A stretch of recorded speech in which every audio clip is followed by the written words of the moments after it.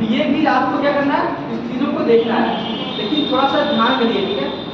Maximum ज़्यादा नहीं करना है, सिर्फ कह रहे हैं आपको 10 मिनट याद है। मिला ही है एक, मतलब हाँ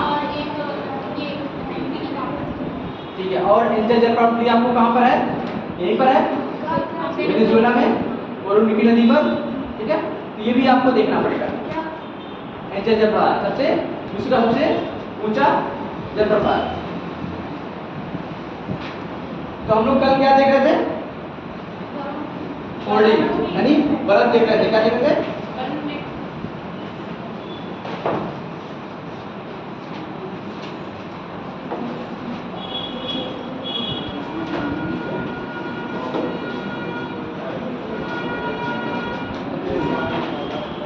इसका लास्ट बचा था, लास्ट वाला पोर्शन एक बचा था, उसमें बाकी क्या होगा, उसमें सम्मित असम्मित एक दिग्नत ये सारे वर्णन हो चुके थे।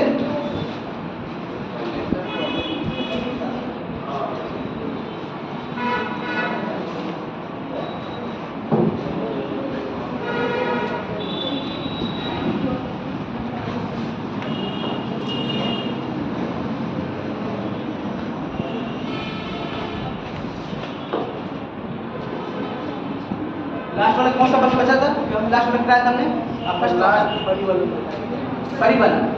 ठीक है, इसके बाद देखिए आप लोग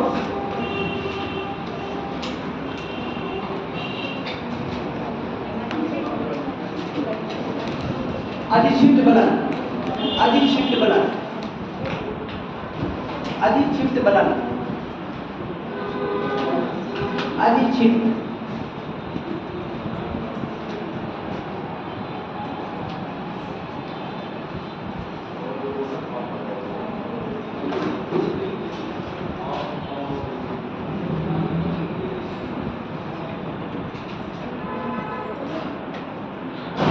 जब संपीड़नात्मक बल, जब संपीड़नात्मक बल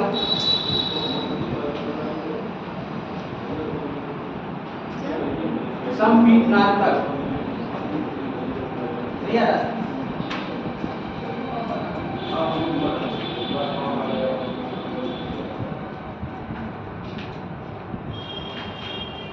संपीड़नात्मक बल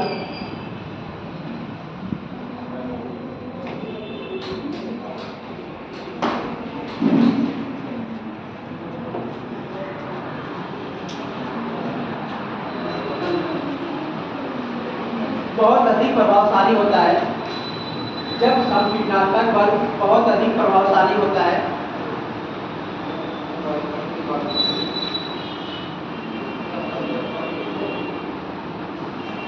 तो चट्टानों की परतें,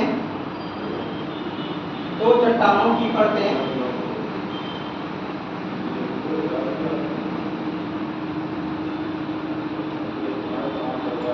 वलन अक्ष पर टूट जाती हैं, वलन अक्ष पर टूट जाती हैं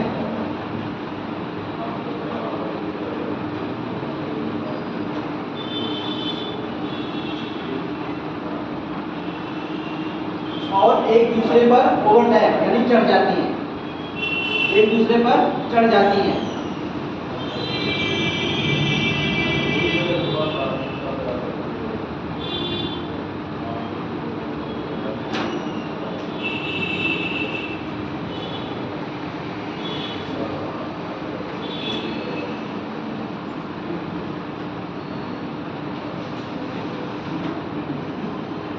इस लाइन को छोड़कर अगले लाइन लिखिए।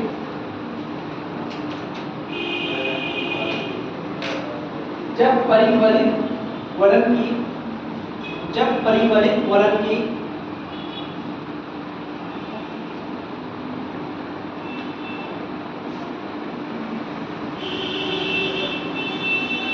एक भुजा टूटकर, जब परिवलित वलन या मोड़ की एक भुजा टूटकर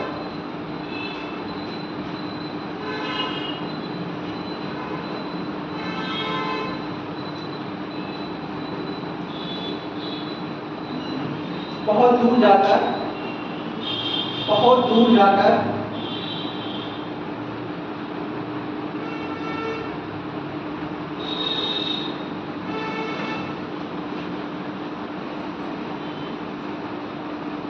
अन्य प्रकार की चट्टानों पे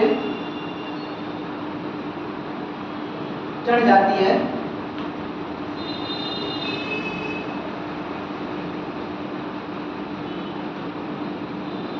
तब उसे गिरोआ खंड कहते हैं।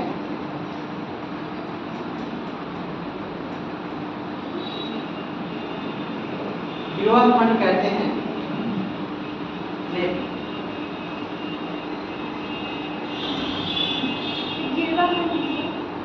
गिरोआ खंड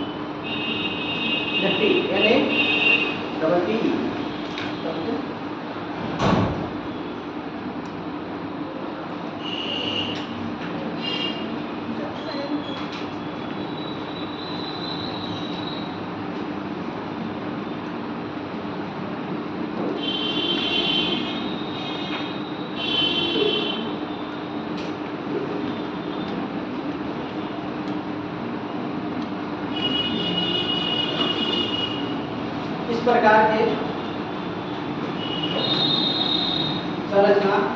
प्रकार के संरचना कश्मीर के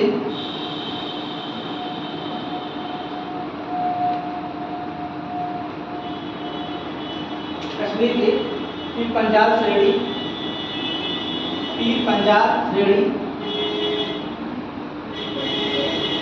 कश्मीर के पीर पंजाल श्रेणी एवं गढ़वाल हिमालय में देखने को मिलती है। जब हम लोग हिमालय पढ़ेंगे तो उसमें पढ़ेंगे काराकोरम, लद्दाख, द्रासकर, पीर पंजाल, धौलाधार, ये सब चीजें सीक्वेंस में पढ़ते हुए चलेंगे। ठीक है, अभी वर्ल्ड ज्योग्राफी चल रहा है तो इसमें भी थोड़ा सा वेट करना पड़ेगा आपको। पीर पंजाल श्रेणी एवं गढ़वाल हिमालय में देखने को मिलती है।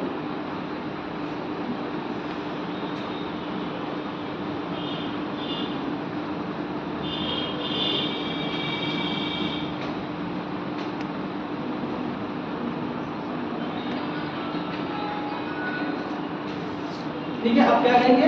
भ्रंशन।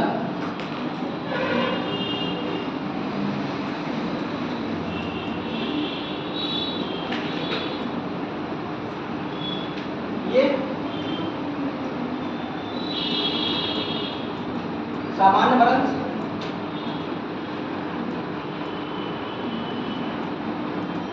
व्युत्क्रम भ्रंश और सोपानी भ्रंश।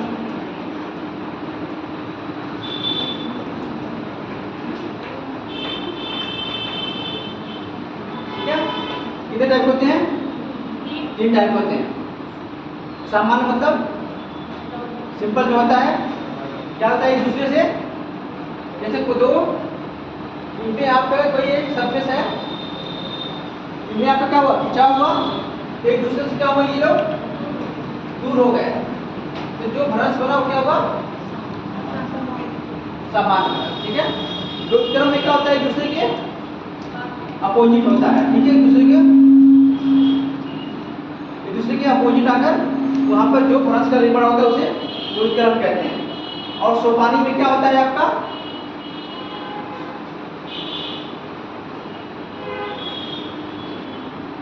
इस तरह की क्या होती है, वहां पर संरचना बनती है, सीढ़ीनुमा सोपान। ठीक है, जिगजैग टाइप, वहां पर सोपानी भ्रंश होता है। तो मैंने पहले बताया था भ्रंश क्या होता है, कहीं मैंने आपको भ्रंश के बारे में बताया था, इसमें आपका क्या था, उसमें ब्लैक माउंटेन बनता था, उसके बाद आपका हॉर्स माउंटेन, रिफ्ट वैली, उसके बाद एक रैन वैली था। ये सब कैसे था, उस सरफेस के संचलन के अकॉर्डिंग था, यानी उसका मूवमेंट कैसा हो रहा है। अगर मूवमेंट उसका कैसा है, सरफेस अगर बगल के सरफेस नीचे हो रहे हैं, डाउनवर्ड हो रहे हैं, और बीच का सरफेस क्या है आपका स्टेंट है, यानी रुका हुआ वहां पर स्थिर है, तो वहां पर क्या होगा, वो ब्लॉक माउंटेड होगा। लेकिन क्या होता है, अगर बगल के सरफेस जो है आपके स्थिर है और बीच का आपका ऊपर उठ गया तो वो हॉर्स होगा, मतलब हाई से यस से हाई। ठीक है, ऊपर उठ गया। इसकी अपोजिट क्या है, घाटी जो वैली थी, उसमें रिफ्ट वैली थी। रिफ्ट वैली में क्या था, रिफ्ट वैली में क्या था, सर वो उधर मतलब दोनों जो बगल वाला जिससे रहता हाँ, अगल बगल के जो सरफेस है क्या होते हैं उससे रहते हैं, और बीच वाला सरफेस क्या होता है वो नीचे डाउन आ जाता है, तो उसके कहते हैं उसको लिफ्ट वैल्यू। और रैंप वैल्यू में क्या होता है? बीच वाला ऊपर जाता है। हाँ, बीच वाला स्थिर रहता है और साइड साइड क्या होते हैं वो ऊपर हो जाते हैं, उन्हें रैंप वैल्यू कहते हैं। ठीक है, देखिए भ्रंशन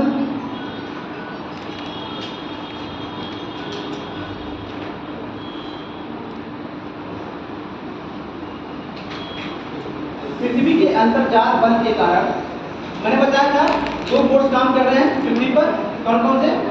एक आंतरिक बल है, बाहरी। आंतरिक बल क्या करता है? ऊपर सरफेस पर विषमता लाता है और बाहर का उस पर समता लाता है। मैंने बताया था प्रथम श्रेणी की उच्चावच में कौन कौन आते हैं? महाद्वीप और द्वितीय श्रेणी की उच्चावच में क्या आते हैं? हाँ जी, आप बताइए,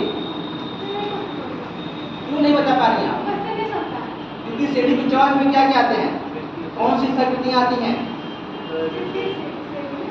हाँ हाँ, द्वितीय पूछना है।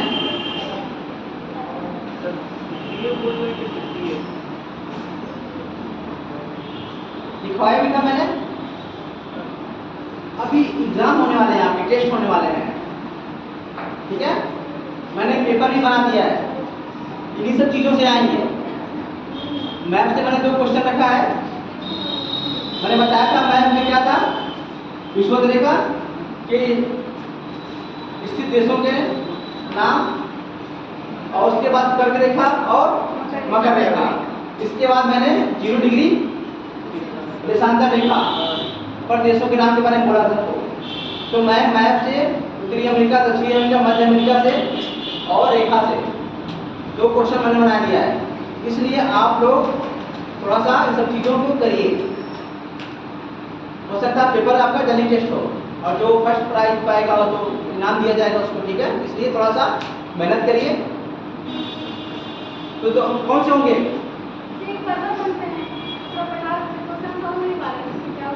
ठीक है, प्रथम देखिए, अभी बता, प्रथम श्रेणी की उच्चावच में क्या कहेंगे?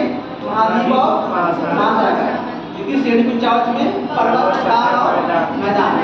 तृतीय श्रेणी की उच्चावच में जो बाहरी शक्तियां हैं, ठीक है, उनके द्वारा निर्मित विस्थाकृतियां। जैसे मैंने कहा कि तृतीय श्रेणी की उच्चावच में मैदान, लेकिन अगर आप कहें कि लोयस का मैदान, लोयस का मैदान किस श्रेणी में रखेंगे? इसको तृतीय में रखेंगे क्योंकि मैदान तो भी है, इसलिए ध्यान रखना है कि उस पर किसका प्रभाव है, मतलब किस शक्ति का प्रभाव है, तो ध्यान रखना इस चीज का, ठीक है? प्रथम में हो गया, अभी भूलना नहीं है किसी को, सब याद आएगा। तो पृथ्वी की आंतरिक बल के कारण पृथ्वी के सरफेस पर विषमता आती है, और जो पृथ्वी पर बाहरी बल है, परिजात पर, वो क्या करती है? समता लाती है, ठीक है? तो देखिए, पृथ्वी के आंतरिक अंतर्जात बल के कारण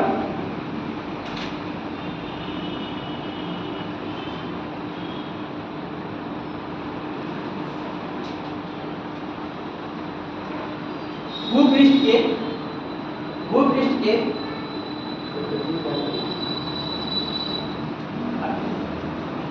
क्या होता है? भूपृष्ठ के चट्टानों में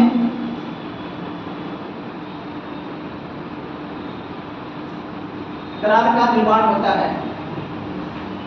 भूपृष्ठ के चट्टानों में दरार का निर्माण होता है।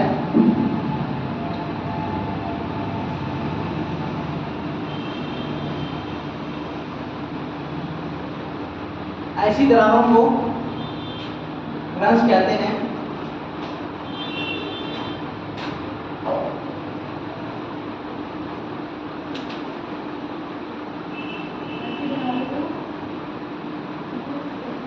रंस कहते हैं।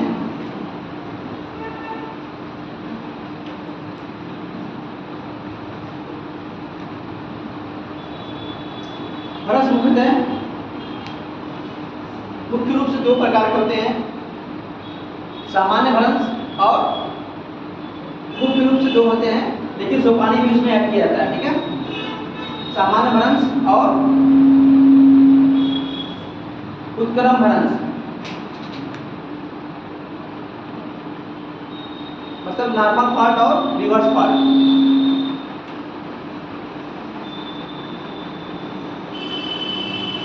ठीक है, पहला सामान्य भ्रंश का निर्माण। सामान्य भ्रंश का निर्माण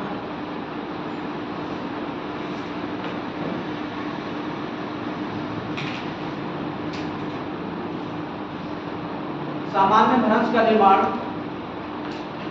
तनाव बल के कारण, तनाव बल, तनाव इंग्लिश में क्या कहते हैं? टेंशन, ठीक है। तनाव बल के कारण होता है।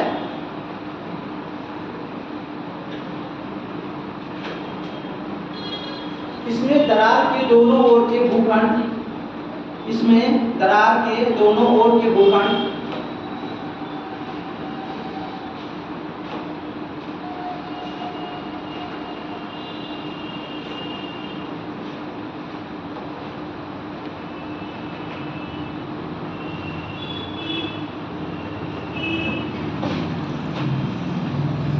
एक दूसरे के विपरीत दिशा में खिसकते हैं।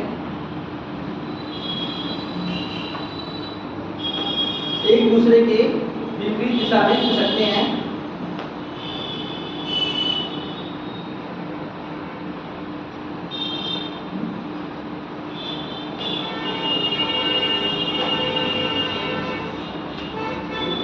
जिससे एक खंड नीचे की ओर गिर जाता है, जिससे एक खंड नीचे की ओर गिर जाता है।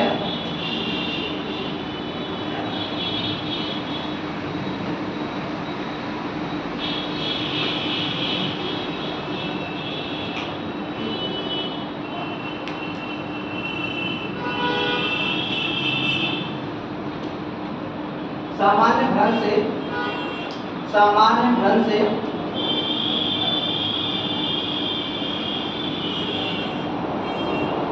भूपटल में प्रसार होता है।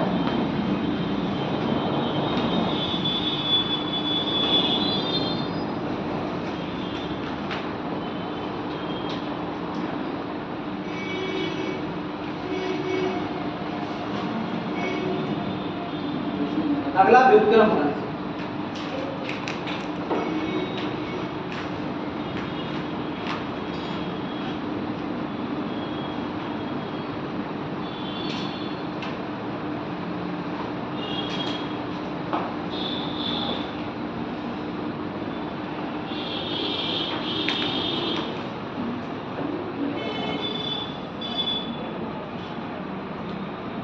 जब चट्टानों में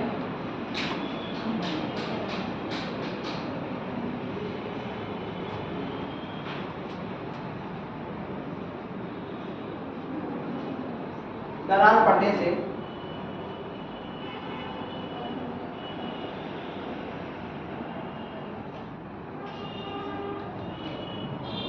चट्टान के दोनों खंड, चट्टान के दोनों खंड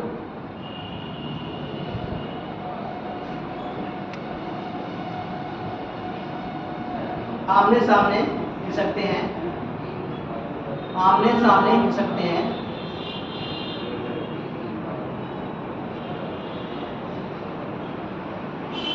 तब उसे व्युत्क्रम भ्रंश कहते हैं।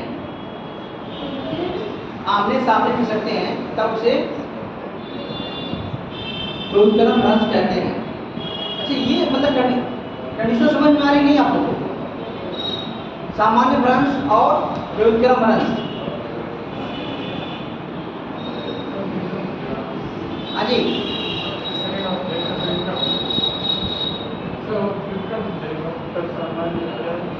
जैसे मैंने स्टेटमेंट जो भी लिखा है, स्टेटमेंट समझ में आ रहा नहीं आप लोगों को? नहीं समझ में आ रहा? जैसे मैंने पहले वाले में सामान्य भ्रंश में क्या बताया था, क्या लिखाया? विपरीत जा रहे हैं। और दूसरे वाले मैंने क्या बताया? एक दूसरे के आमने सामने आकर एक दूसरे पर चढ़ जाते हैं और एक भ्रंश का निर्माण करते हैं। इस चीज को ध्यान रखना आपको, ठीक है।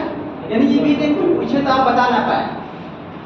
आपको क्या करना है, अगर एग्जाम में पूछ ले आपको पहले तो ठीक है, मेंस में भी कुछ नहीं हो, उसमें सिलेबस में है नहीं मेंस के, लेकिन मेंस के सिलेबस में आपको ज्वालामुखी और भूकंप है, ठीक है, ज्वालामुखी भूकंप।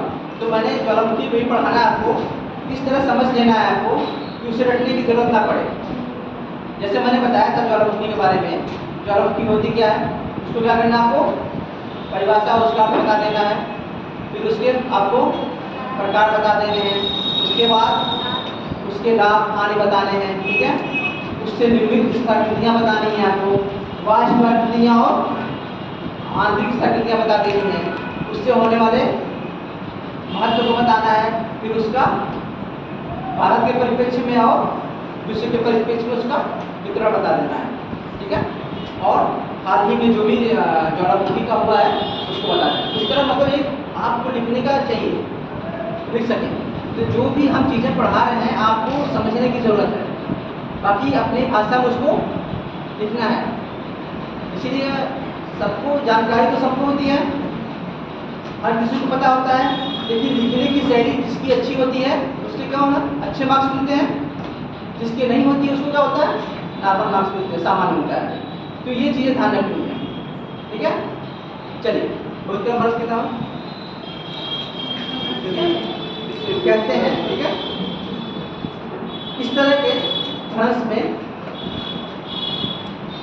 इस तरह के भ्रंश में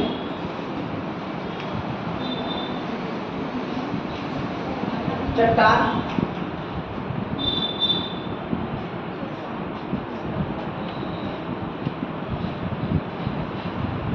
चट्टान खंड एक दूसरे पे चढ़ जाता है,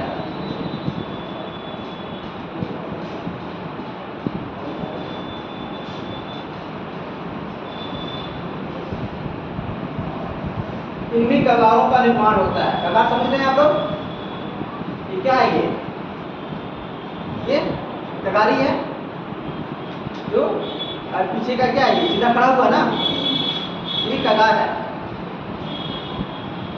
इसमें क्या होता है, कगार का निर्माण होता है। फॉर एग्जाम्पल जैसे हमारे यहाँ का पश्चिमी घाट हो गया, जो भी क्या है, ये कगारी तो है,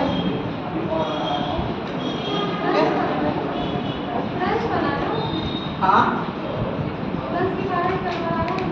हाँ हाँ वही है, ठीक है। तो एग्जाम्पल एक जैसे पश्चिमी घाट का, भारत का पश्चिमी घाट, हाँ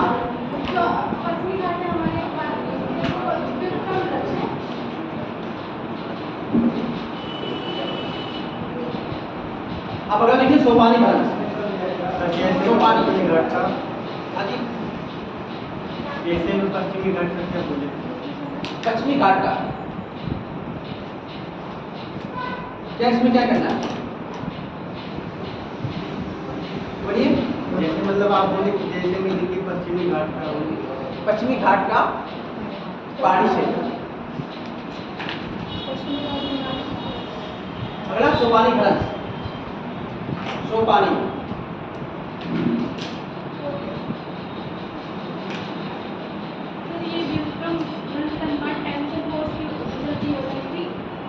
क्या करें,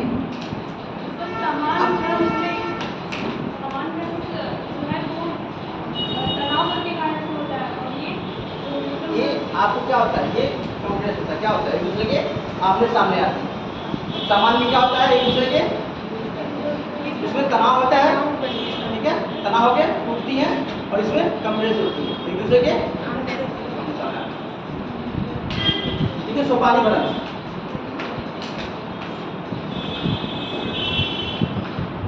जब किसी भूभाग में, जब किसी भूभाग में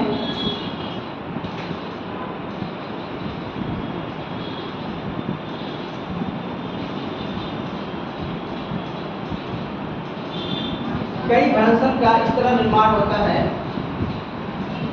कई भ्रंशन का इस तरह निर्माण होता है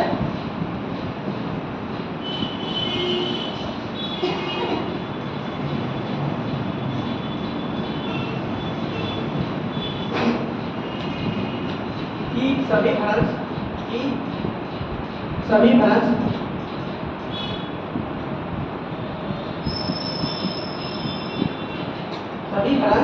तल के खाल एक ही दिशा में होते हैं। सभी भ्रंश तल के खाल सभी भ्रंश तल के खाल एक ही दिशा में एक ही डायरेक्शन में होते हैं। तल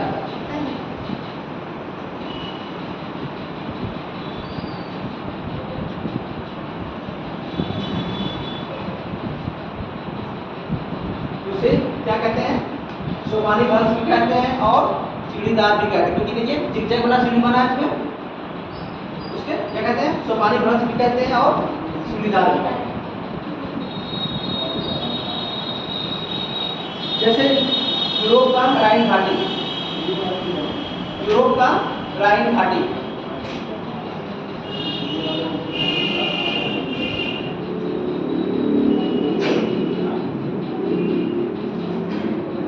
यूरोप का कौन सा? राइन घाटी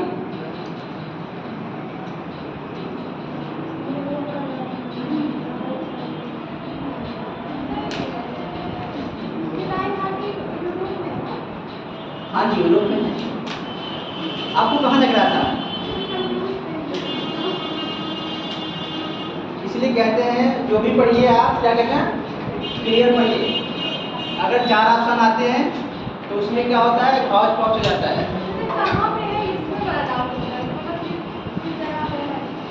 राइन घाटी आप एटलस है आपके पास? बोलिए। राइन नदी निकालिए, तो राइन नदी कहाँ बह रही है? हाँ तो फिर तो राइन नदी के नाम पे ही तो राइन घाटी है। देखिए राइन नदी कहाँ का है? सब लोग निकाल के रखिए एटलस। यूरोप खोलिए, यूरोप। आज आपके पास नहीं है, लेकिन नहीं आए। ज्योग्राफी जब भी पढ़ने आइए तो एटलस लेकर आइए, बिना एटलस लिए नहीं होती है, ठीक है? राइन नदी दिखा हम लोगों को।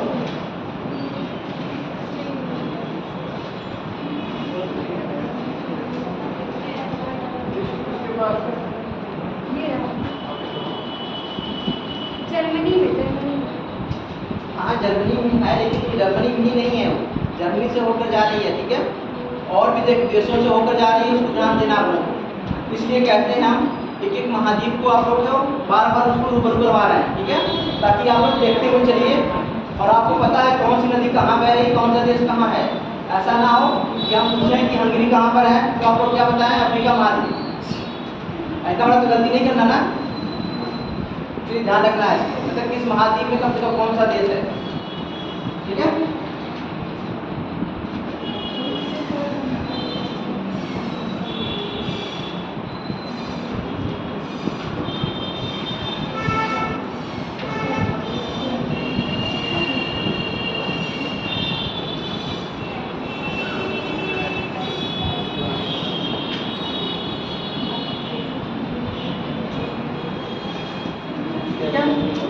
अब ज्वालामुखी देखिए, अगला चैप्टर क्या है? ज्वालामुखी। कल कुछ बताया था ज्वालामुखी के बारे में, कुछ बताइए आप। क्या होता है?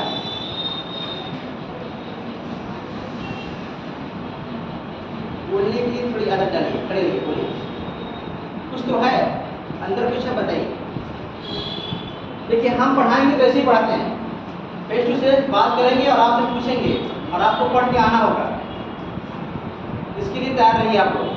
ऐसा कि नहीं हम सिर्फ दिखाते चले जाएंगे, आप लिखते चले जाएंगे, घर में ला कर रख देना है। इस तरह हम नहीं पढ़ाते हैं। हम जो पढ़ाएंगे वो आपसे पूछेंगे और आपको जवाब भी देना पड़ेगा। ज्वालामुखी बताइए आप बताइए।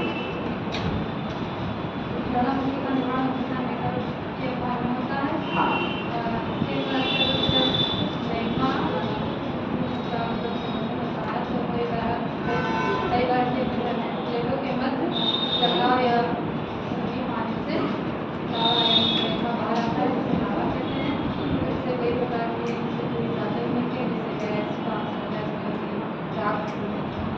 ठीक है, बहुत बढ़िया। बैठे, अब खड़े होइए, आप बताइए। हाँ हाँ आप ही। हाँ पृथ्वी के अंदर से मैग्मा मतलब लावा होता है, उसको गर्म होते हैं। और ये इसकी उत्पत्ति पृथ्वी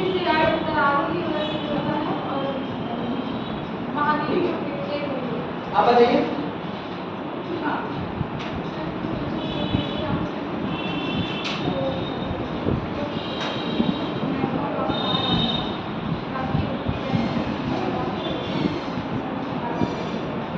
अच्छा, आप बताइए।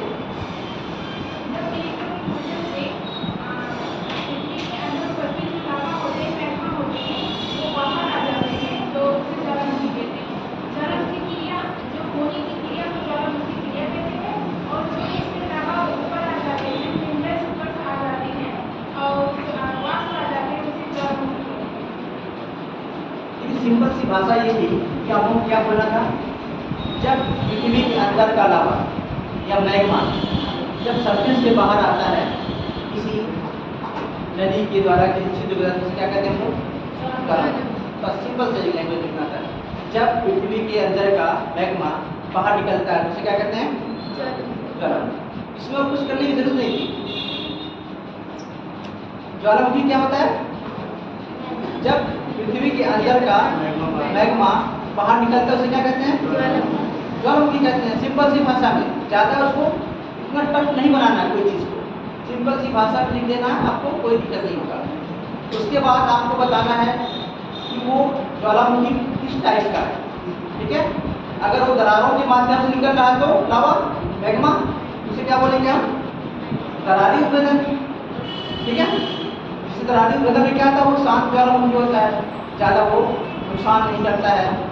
अगर वो किसी नली, किसी छेद, किसी होल के द्वारा बाहर निकलता है तो उसे क्या कहते हैं केंद्रीय उद्भेदन, क्योंकि उसका एक सेंटर होता है।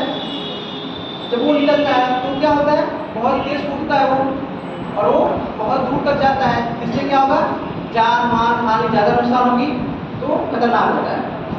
ये बता देना आपको टाइप हो गया।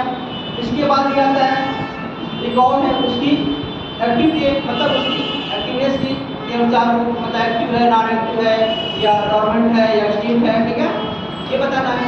उसके 3 टाइप होते हैं आपको, कौन कौन से, सक्रिय ज्वालामुखी, दूसरा सुषुप्त ज्वालामुखी, तीसरा मृत ज्वालामुखी, ठीक है। इन तीनों को मैंने बता देना आपको। सक्रिय मतलब जिससे लावा बार बार निकलता रहता है, उसे क्या कहते हैं हम सक्रिय ज्वालामुखी कहते हैं। सुषुप्त में मतलब कभी निकला हुआ था लेकिन अभी भी आने वाले समय में उसमें निकलने की संभावना है, उसे सुषुप्त कहा जाता है। मृत मतलब क्या होता है, एक बार निकल गया है फिर वो संभावना नहीं है, उसके क्रेटर या उसके कांडेला में जल की झील, मतलब जल इकट्ठा हो गया और ज्वालामुखी झील का निर्माण हो गया उसमें, ठीक है। तो ऐसा है, इस टाइप बता देना है। फिर आपको ये चीज़ उससे निर्मित स्थितियाँ बतानी है। सरफेस के ऊपर जो निर्मित स्थितियाँ हैं, जैसे क्या होगा, सरफेस के ऊपर क्या बनेगा आपका, अगर लावा बाहर निकलता है ज्वालामुखी की कौन सी स्थितियाँ बनेगी, ठीक है। ज्वालामुखी पठार बनेगा, पठार का निर्माण होगा, ज्वालामुखी पर्वत बनेगा, ठीक है, और झील बनेगा। और तो ये कुछ सोचना है आप लोगों को, ठीक है। किताबों को पढ़ना है, कुछ सोच कर लिखना है क्या क्या चीज़ें बनेगी और धरातल के अंदर क्या क्या चीज़ें बनेगी। जैसे सरफेस ऊपर हो गया, धरातल के अंदर मैंने बताया था बैथोलिथ, एकोलिथ, लेगोलिथ, ठीक है, सी टाइप, ये क्या बनेगी, ये सरफेस के अंदर बनेगी, ठीक है। तो ये चीज़ें हैं, ये आप स्थितियाँ बता दी। इसके बाद आपने ये होगा कि सिद्धांत से मतलब ज्वालामुखी से कई मतलब पृथ्वी की संरचना के बारे में जानकारी मिलती है हमको, इससे बहुत सारे रिजल्ट पता चलते हैं क्या क्या पृथ्वी के अंदर। तो ये आपके लाभ हो गए। हानि में आपको बताइए क्या क्या हानि होता है, क्या क्या हानि होती है। जिस क्षेत्र में उद्गार होता है उस क्षेत्र का क्या होता है, नाश हो जाता है। वहाँ के जितने भी जानवर होते हैं, जो मानव होता है, उसका क्या होता है, प्रवास वहाँ से बेचारे वो कहीं और जाकर बचते हैं या मर जाते हैं। अगर उनको पता ना हो कुछ टाइम तुरंत ज्वालामुखी का उद्गार होता है। इसमें स्रोत तारा भी आता है, मुहारा भी आता है, ठीक है। और क्या होता है, जल में जल के स्रोत भी होते हैं, कहीं नहीं जाते हैं आपको। तो ये चीज़ें आपको सारा ज्वालामुखी में एक तरह से इंक्लूड कर देना है, ऐसा नहीं है।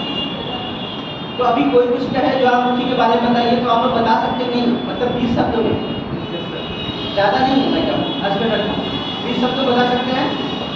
तो ये चीजें होनी चाहिए, ठीक है। चलिए इसके ज्वालामुखी,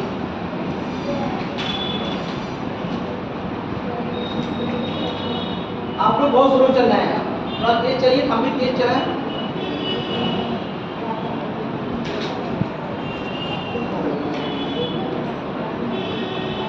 ज्वालामुखी का तात्पर्य, ज्वालामुखी का तात्पर्य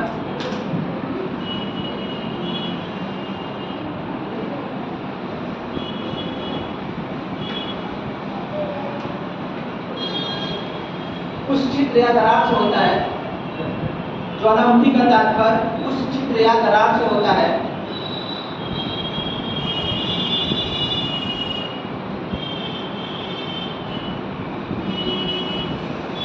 जिसका संबंध पृथ्वी के आंतरिक भाग से होता है, जिसका संबंध पृथ्वी के आंतरिक भाग से होता है,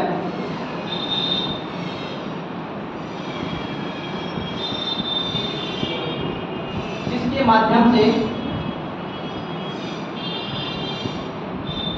माध्यम से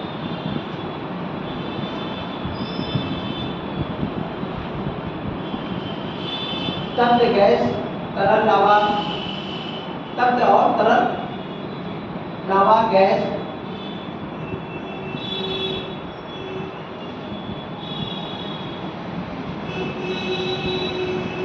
राख, जलवाष्प आदि का राख, जलवाष्प, राख नहीं समझ में आ रहा? राख लग रहा है आजकल तो मतलब क्या कहते हैं, गैस सुना गया तो राख का कंसेप्ट खत्म हो गया क्या? हाँ जी, जलाने से नहीं बनती। हाँ वही, मतलब गैस सुनाने से राख का कंसेप्ट खत्म नहीं बना, राख तो अभी भी है। राख और जलवाष्प का निर्गमन होता रहता है। जलवाष्प नहीं मालूम? राख, जलवाष्प और क्या बोला मैंने? का निर्गमन होता रहता है।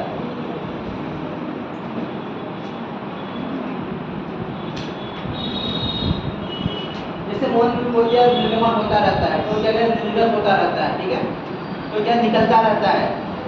तो ये आपको लिखने के ऊपर डिपेंड करेगा, बस आपको क्या करना है, चीज़ों को समझना है। एक ही चीज़ हो गया, जैसे निर्गमन होता रहता है, निकलता रहता है और निर्गमित होता रहता है, मतलब कई तरीके से लिख सकते हैं। वो आपको डिपेंड करता है आपको कैसे लिखना है, और एक अच्छे से लैंग्वेज में लिखना है ताकि एग्जाम्पल को समझ में आ जाए, ठीक है। चलिए अगला लिखिए, ज्वालामुखी क्रिया। ज्वालामुखी क्रिया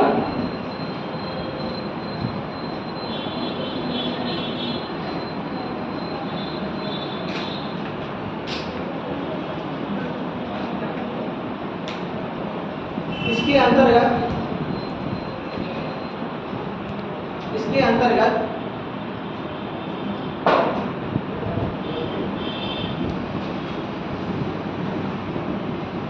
मैग्मा के निकलने से लेकर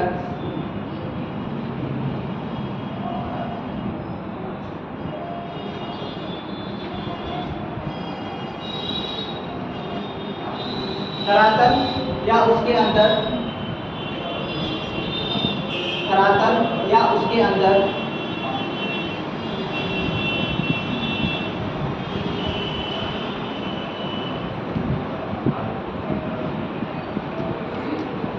विभिन्न रूपों में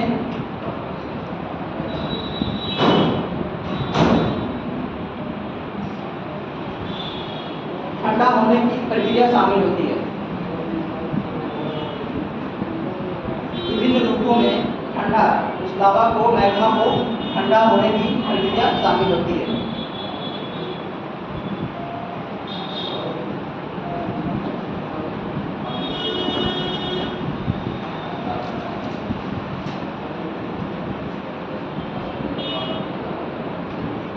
ठीक है, ये तो ज्वालामुखी हो गया, क्या है क्या नहीं। अब प्रकार,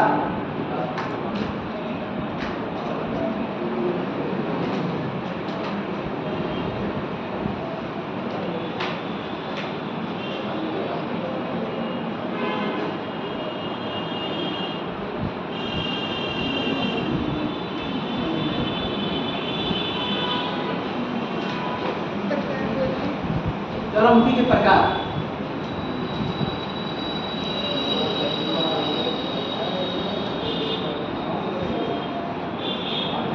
ज्वालामुखी के उद्गार के अनुसार, ज्वालामुखी के उद्गार के अनुसार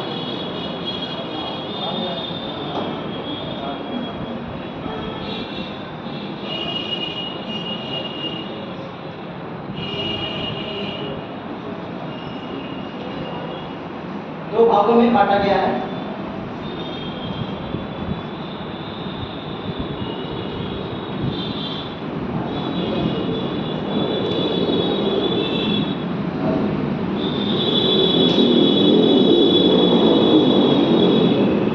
केंद्रीय उद्गार पहला नंबर पर और दूसरे नंबर पर तरारी उद्गार। उद्गार या क्या कहते हैं, उद्गार को पर्यायवाची क्या होगा?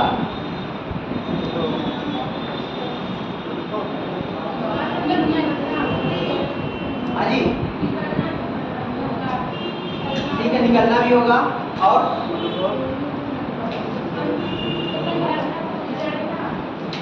उद्भव भी होगा।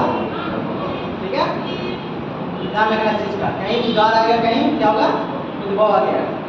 तो केंद्रीय उद्गार, दूसरा तरारी उद्गार। ठीक है, ये क्या है, ये उनके किस कौन से प्रकार का है, उद्गार के आधार पर। दो टाइप हो गया, एक केंद्रीय हो गया, दूसरा तरारी हो गया। देखिए अब केंद्रीय पहला,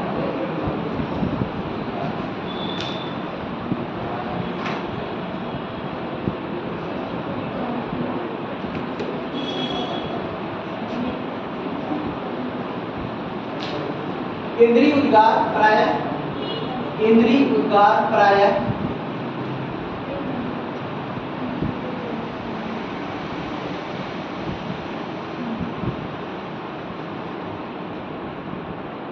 सक्रिय नली, सक्रिय नली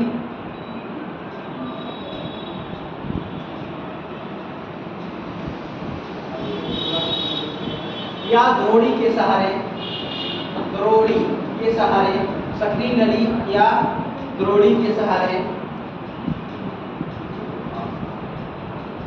एक छिद्र से होता है।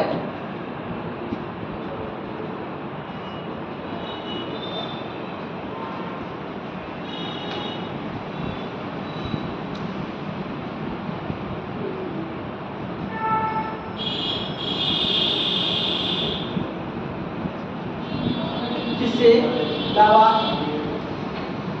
या मैग्मा, जिससे मैग्मा तेज आवाज के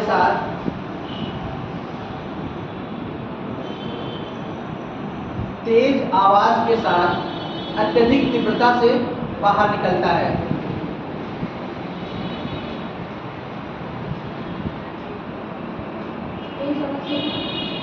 अत्यधिक तीव्रता के साथ बाहर निकलता है।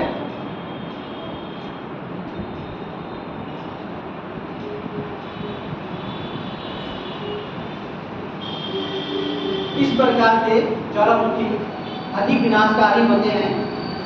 इस प्रकार के ज्वालामुखी अधिक विनाशकारी होते हैं।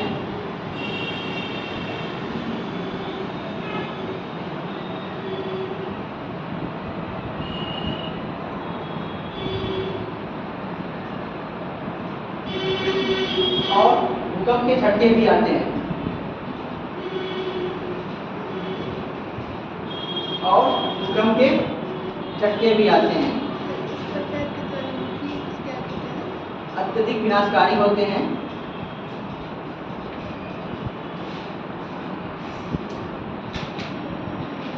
और भूकंप के झटके भी आते हैं।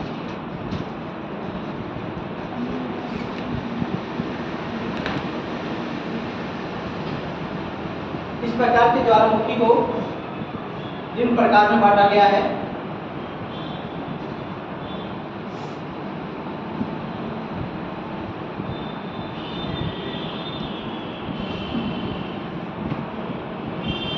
पहला हवाई तुल्य ज्वालामुखी। हवाई तुल्य ज्वालामुखी कहाँ है हवाई? एक आइलैंड है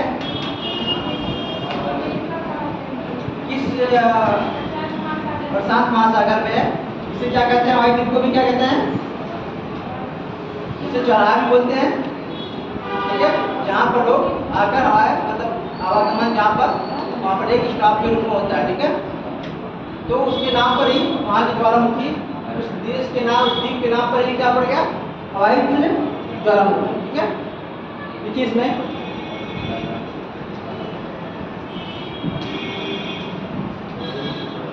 इस प्रकार के ज्वालामुखी में विस्फोट क्रिया कम होती है। इस प्रकार के ज्वालामुखी में विस्फोट क्रिया कम होती है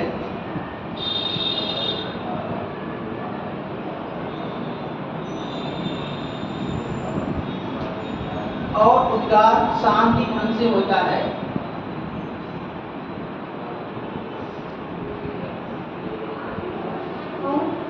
उद्गार शांति ढंग से होता है।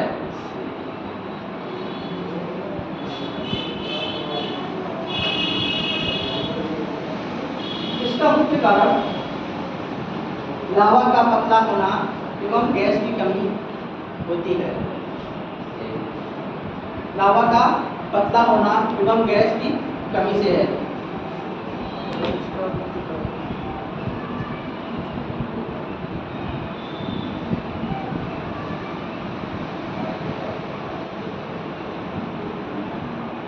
कभी कभी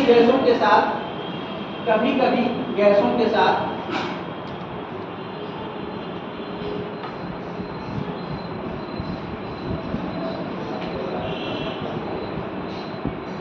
लावा के छोटे छोटे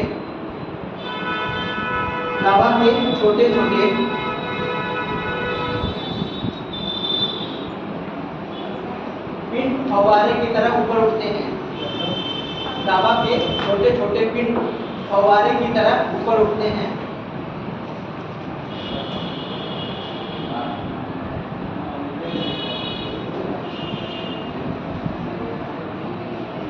और जब हवा तेज चलती है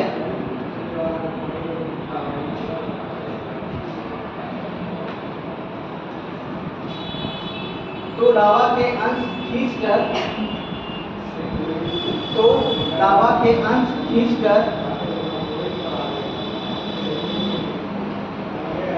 लंबे चमकीले धागे की तरह हो जाते हैं।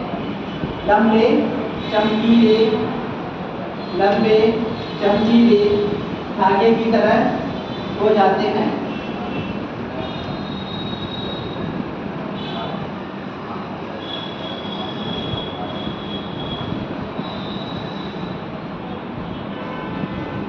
जिन्हें हवाई द्वीप के लोग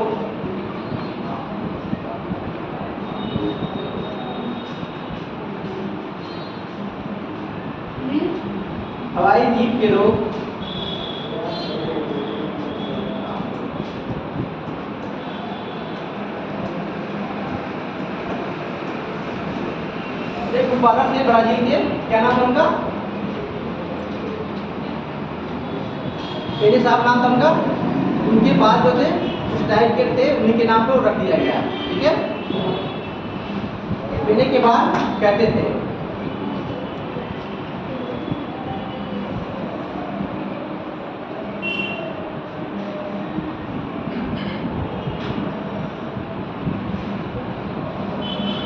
अगला स्ट्राम्बोली तुल्य ज्वालामुखी। स्ट्राम्बोली तुल्य ज्वालामुखी। स्ट्राम्बोली तुल्य ज्वालामुखी।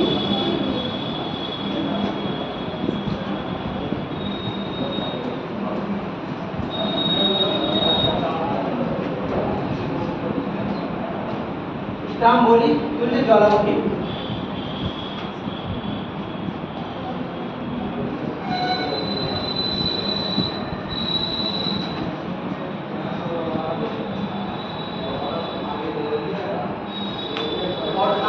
एक बात और कि मैंने पेपर में ज्वालामुखी भी के क्वेश्चन डाले हैं। ठीक है, ज्वालामुखी और देश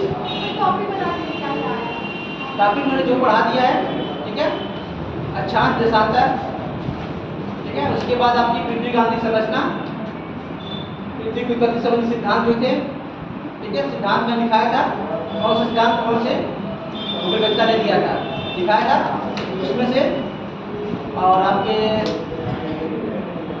मैप से 2 क्वेश्चन है, कर्क मकर और आपके 0 डिग्री के साथ तक।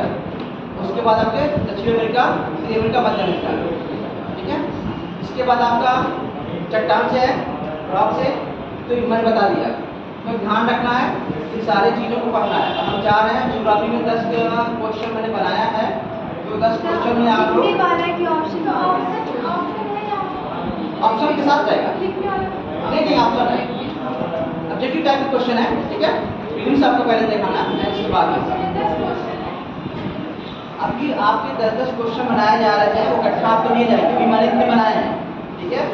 और मैंने ये भी बताया कि मैंने सिंपल क्वेश्चन नहीं बनाए, मैंने कथन कारक रखे हैं, मैंने कथन और कारक रखे हैं। इस तरह नहीं कि वन लाइनर ये चीज़ कहाँ पर है, तो मैंने कथन कारक के साथ आपको टाइम देके पढ़ना, उसको करना है, इसलिए थोड़ा सा पढ़िए, यही चाहते हैं। अभी ये होगा तो बताएंगे।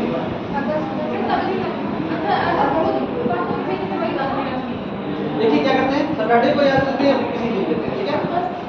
तो ध्यान रखना, आपको जो भी पढ़ा रहे हैं उसको पढ़ते रहना है, उसको बंद करके नहीं रखना है। हमें भी देखते हैं इस बार कौन टॉपर होता है, ठीक है। इसको हम अलग से देंगे नाम, ठीक है। हाँ, लेकिन अगर पढ़ना पड़ेगा आप लोगों को। चलिए, इस्तांबुली तुल्य ज्वालामुखी, इसी बार तो हमने बहुत इनाम दिए थे, पुराने बच्चे मुझे पता होगा।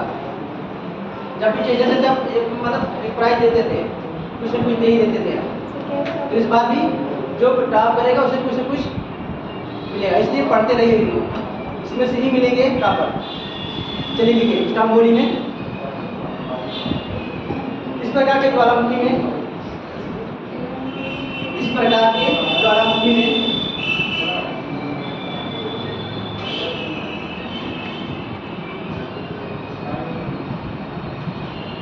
लावा कम पतला होता है, कम पतला होता है,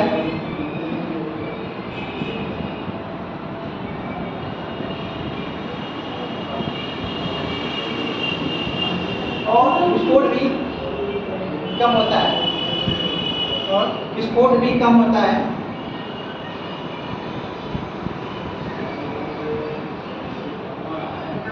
गैसें रुक रुक कर बाहर निकलती हैं, गैसें रुक रुक कर बाहर निकलती हैं, रुक रुक कर बाहर निकलती हैं।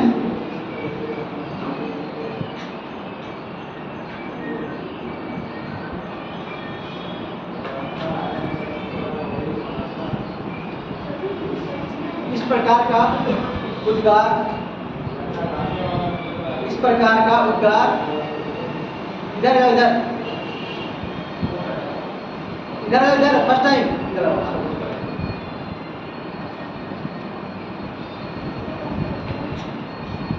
इस प्रकार उद्गार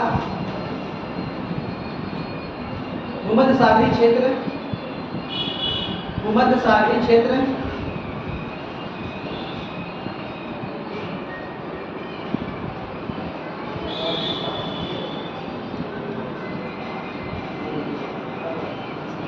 सिसिली द्वीप के उत्तर में स्थित, सिसिली द्वीप, मैप खोलिए आप लोग, यूरोप खोलिए, यूरोप, हाँ सिसिली द्वीप, सिसिली द्वीप, भूमध्य सागर खोलिए आप लोग। अफ्रीका यूरोप के बीच में एक सागर है, जिसे हम लोग क्या कहते हैं, मेडिटेरियन सी या भूमध्य सागर। इटली के नीचे देखिए, वहाँ इटली है, इसलिए हम कह रहे हैं सब लोग मैप ले लेंगे तो हम कम से कम लास्ट के 20 मिनट हम कम से कम मैपिंग कराएंगे। इटली के नीचे सिसिली है, वहीं पर है, ये सिसिली है, लिपारी है, कोर्सिका है, सार्डिनिया है, ठीक है, ये सारे हैं वहाँ पर द्वीप हैं। इसलिए हम कह रहे हैं सब लोगों को एक दे लीजिए, ताकि हम 1 घंटे के लास्ट में 20 मिनट का हम मैपिंग कराएं आपको, ताकि आप लोगों को दिक्कत ना हो, ठीक है। जल्द से जितना हो सके ले लीजिए। मिला आप लोगों को, सिसिली द्वीप मिला, ठीक है। तीसरी द्वीप के उत्तर में, वही देखते रहिए, तीसरी द्वीप के उत्तर में लिपारी द्वीप, लिपारी द्वीप लिखा, तीसरी द्वीप के उत्तर में स्थित लिपारी द्वीप, लिपारी, लिपारी, तीसरी द्वीप के उत्तर में स्थित लिपारी द्वीप,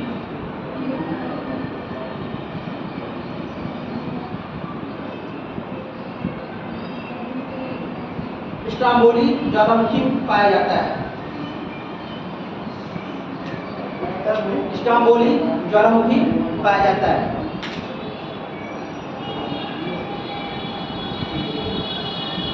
अगला वल्केनियन तुल्य ज्वालामुखी, वल्केनियन,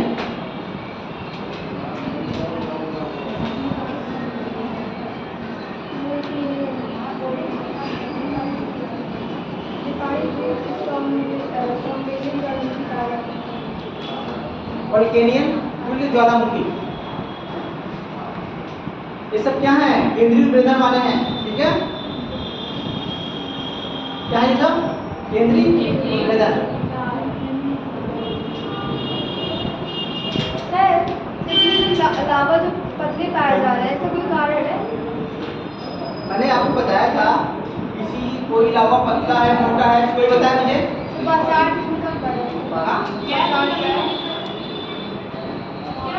आप बताइए, कोई लावा पतला है, मोटा, उस पर डिपेंड करता है, ठीक है? सिलिका की मात्रा पर। अगर सिलिका की मात्रा अधिक है तो क्या होगा? एसिड लावा होगा और मोटा होगा, गाढ़ा होगा। अगर सिलिका की मात्रा कम है तो क्षारीय होगा और पतला होगा, ठीक है? समझ में? वल्केनियन तुल्य ज्वालामुखी, क्या डाले सर? वल्केनियन, इस प्रकार के ज्वालामुखी में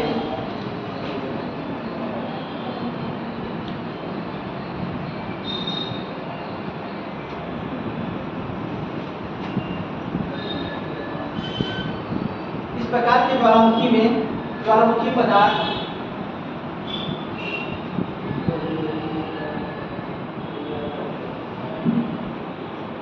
अधिक तेज एवं तीव्रता के साथ बाहर निकलते हैं, एवं तीव्रता के साथ बाहर निकलते हैं।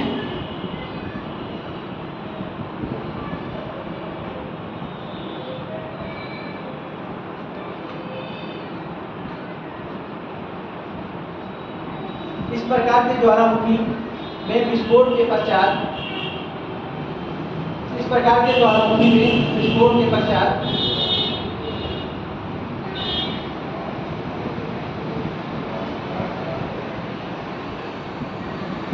राख एवं धूल से भरी गैसें, राख एवं धूल से भरी गैसें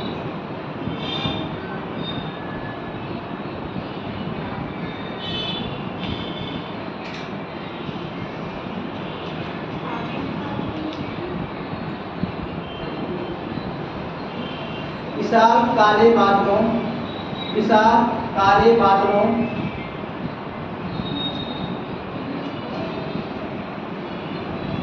विशाल काले बादलों के रूप में काफी ऊंचाई पर उठते हैं, विशाल काले बादलों के रूप में काफी ऊंचाई पर उठते हैं।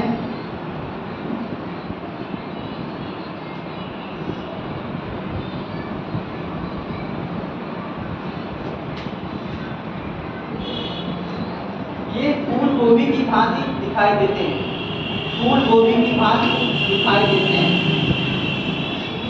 दिखाई देते हैं या प्रतीत होते हैं, ठीक है? फूल गोभी देखा आप लोगों ने, ठीक है? उनकी तरह दिखते हैं।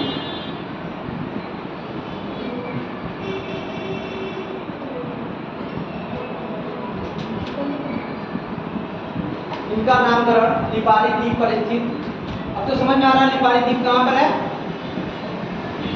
हाँ जी, पहले बताओ लिपारी द्वीप कहाँ है, कहाँ पर है? भूमध्य सागर में, ठीक है? क्या देखना है?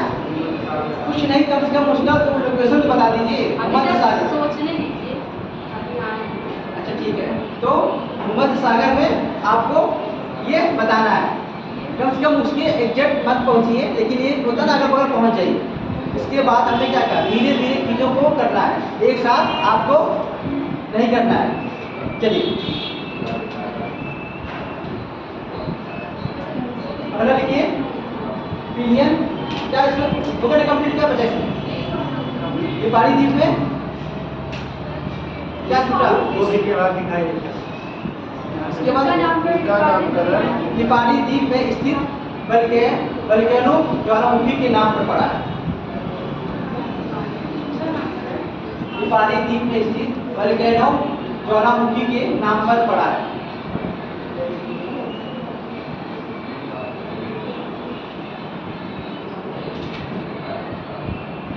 अगला पिलियन तुल्य ज्वालामुखी। पिलियन तुल्य ज्वालामुखी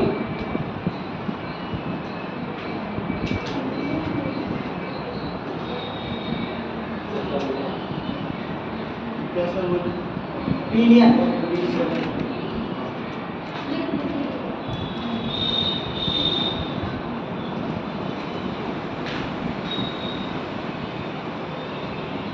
पिलियन तुल्य ज्वालामुखी कभी कभी ऑप्शन में देता है कि सबसे अधिक भयंकर किस प्रकार के ज्वालामुखी किस प्रकार के ज्वालामुखी होता है, तो देगा वल्केनियन, स्टाम्बोली, हवाई, ठीक है, और पिलियन।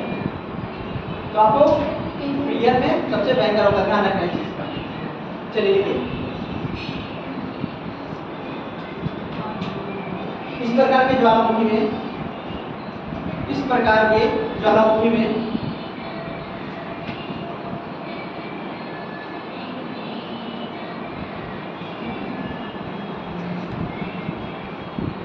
उद्गार सबसे अधिक, उद्गार उद्भव या उद्गार, तो लावा का क्या होता है?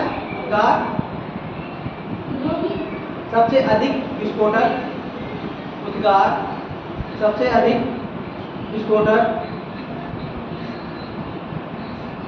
एवं तीव्रता के साथ होता है, एवं तीव्रता के साथ होता है।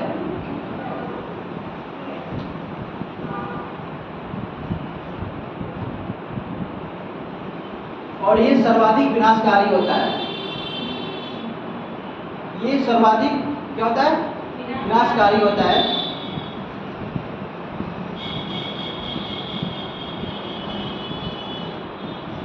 इससे निकलने वाला लावा अत्यधिक चिपचिपा होता है।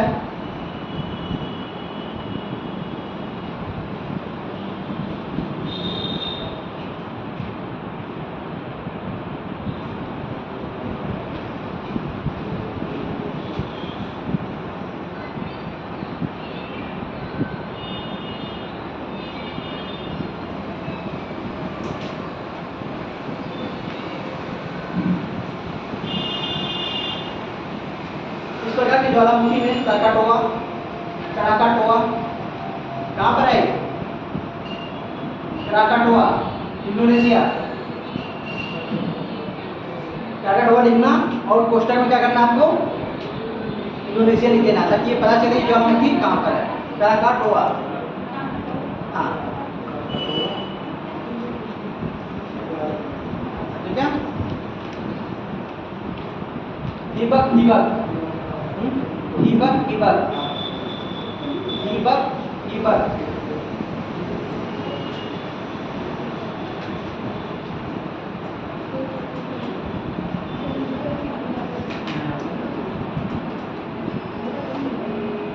दीपक दीपक ये फिलीपींस में है।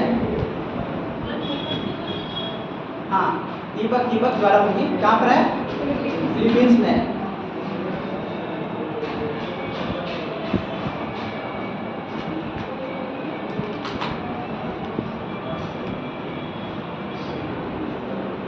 अगला विसुवियस। विसुवियस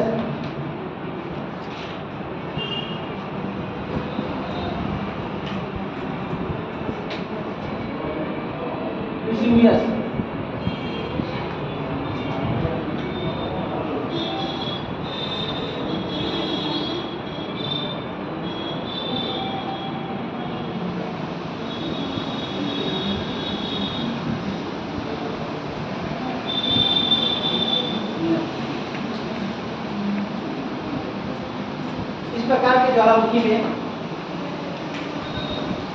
इस प्रकार के ज्वालामुखी में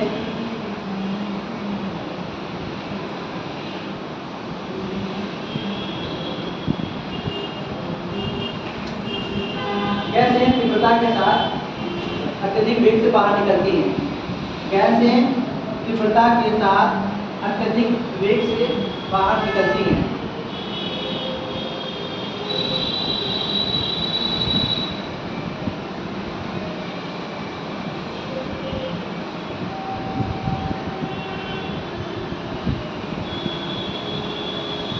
और इनके ज्वालामुखी के बादल फूल गोभी की तरह भी हो जाते हैं और इनके ज्वालामुखी के बादल फूल गोभी की तरह गिरते हैं। ये बादल यानी जो गैसें निकल रही हैं वो क्या कर रही हैं, इस बादल का क्या कर रही हैं, निर्माण तो कर रही हैं। तो कैसे दिखती हैं, फूल गोभी की तरह, ये भी ठीक है।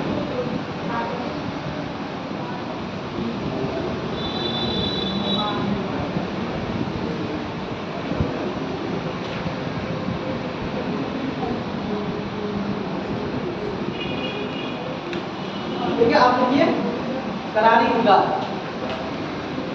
ये देखिए 5 हो गए, कितने हैं, 5 हैं। पांचों का नाम याद रहना चाहिए, हवाई, स्टाम्बोली, वल्गेनियम, वेसुवियस और हीलियम। तो ये आपको याद रहना चाहिए, मतलब ये बार बार करने से क्या होगा, आपको याद हो जाएगा। ये आप एग्जाम्पल लिख सकते हैं। अगर मेरे से लिखने की बात आ गई तो कोई जरूरी नहीं इनके अंदर का लिखना है। अगर ज़्यादा मतलब 250 वर्ड का दे दिया तो 250 वर्ड का दिया तो हमें क्या करना है, ये तो करना पड़ेगा, हमको कुछ न कुछ लिखना पड़ेगा। अगर 150 का दे दिया तो हमको नाम लिखकर आगे बढ़ जाना है। इन पाँचों के केंद्रीय उद्गार में ये 5 आते हैं, इन पाँचों को लिखकर आगे चल जाना है, ठीक है। अगर ज़्यादा वर्ड में दे दिया 250 300 लिखने के लिए तो फिर इसको भी इसमें थोड़ा थोड़ा इंक्लूड करना है ताकि हमारे 250 वर्ड या 300 वर्ड पूरे हो जाए, ठीक है। चलिए करारी उद्गार,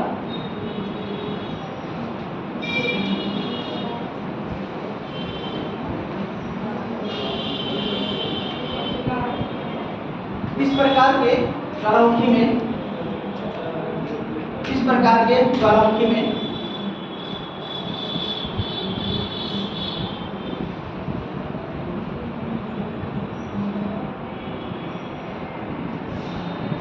लावा या मैग्मा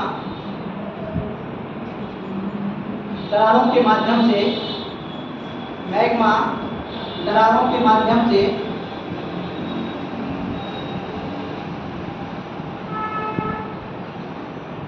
बिना विस्फोट के शांतिपूर्वक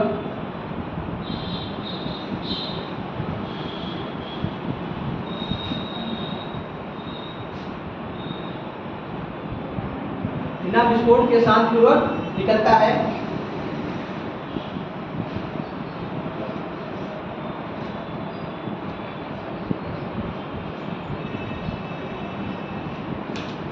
विस्फोट के अभाव के कारण विस्फोट के अभाव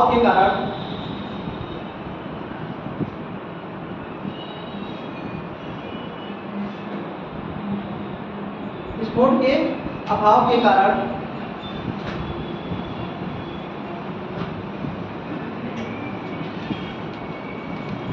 एक शब्दावली है, जैसे कि पायरोक्लास्ट कहते हैं, क्या कहते हैं, पायरोक्लास्ट। तो जब पूछा जाता पायरोक्लास्ट है क्या, जो ज्वालामुखी से जो भी विखंडित पदार्थ और गैसें निकलती हैं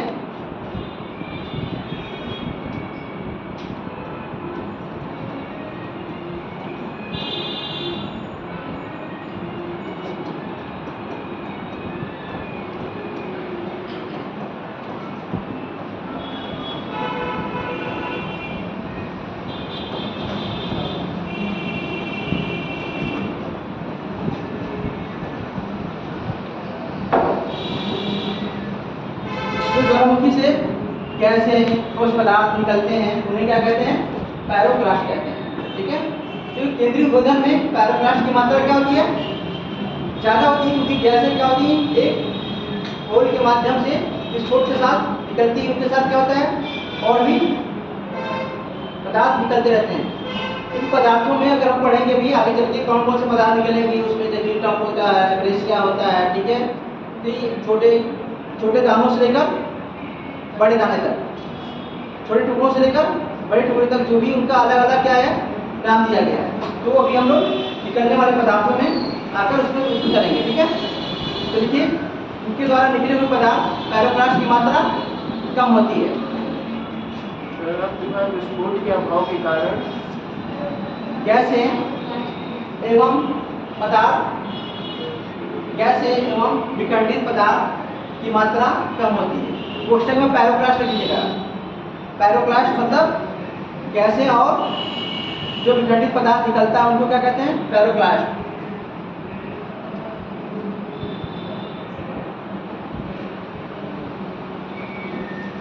इससे निकलने वाली लावा क्या होता है, उसका नेचर पतला होता है, इसकी उसमें सिरका की मात्रा क्या होती है, कम होती है। इससे क्या होता है, पठार का निर्माण होता है। इससे निकलने वाले लावा पतले होते हैं।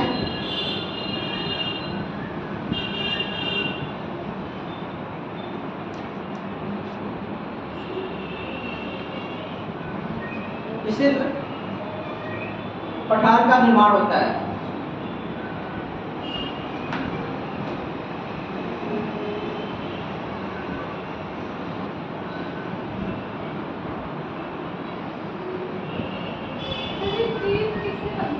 क्या क्या करें, दीप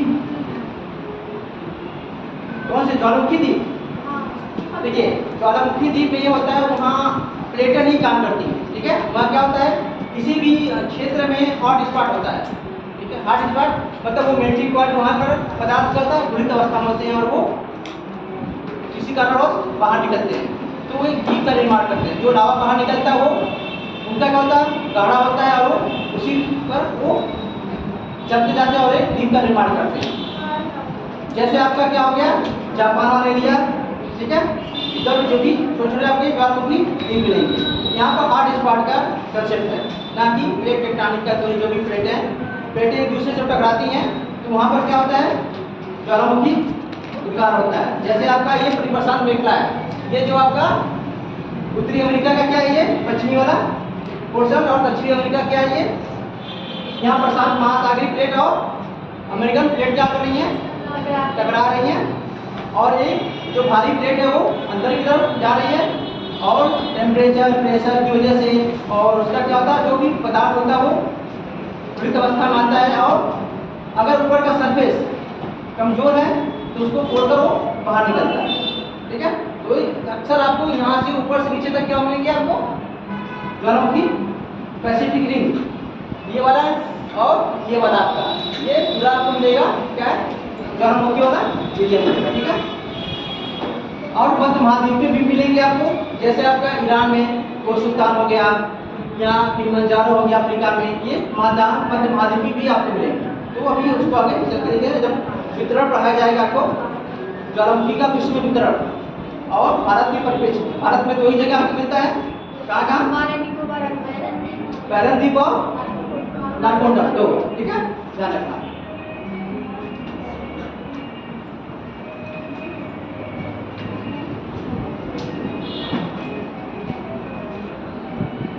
ये हो गया। अब उद्गार की अवधि के आधार पर ज्वालामुखी के प्रकार, उद्गार के अवधि के आधार पर ज्वालामुखी के प्रकार।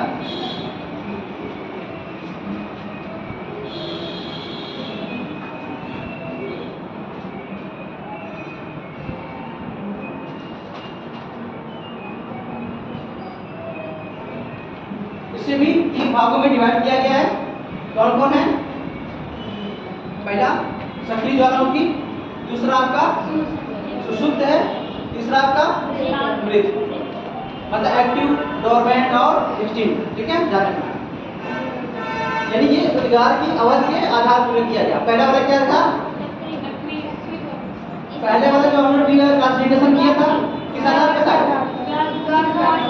उद्गार के आधार पर था, और ये अवधि के आधार पर, ठीक है, ध्यान रखना दोनों। चलिए पहले लिखिए सक्रिय ज्वालामुखी।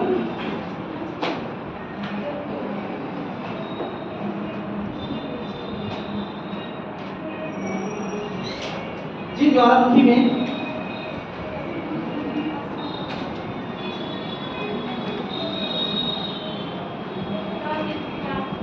क्या हुआ?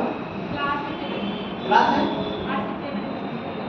क्लास नहीं चलेगी अभी तो 3 सब्जेक्ट चलेगा अभी तो 5 तक चलेगा।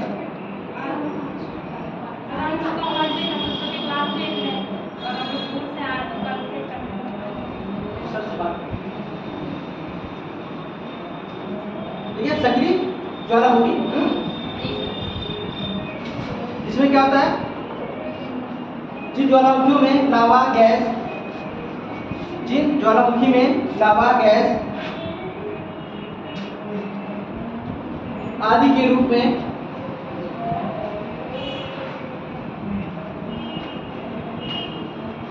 विखंडित पदार्थ आदि के रूप में विखंडित पदार्थ सदैव निकलते रहते हैं।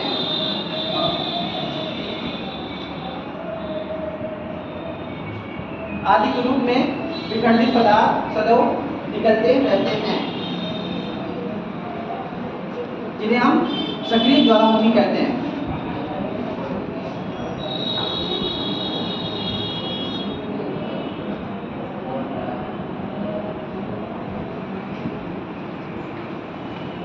जैसे इटली का एटना ज्वालामुखी जैसे इटली का एटना ज्वालामुखी एटना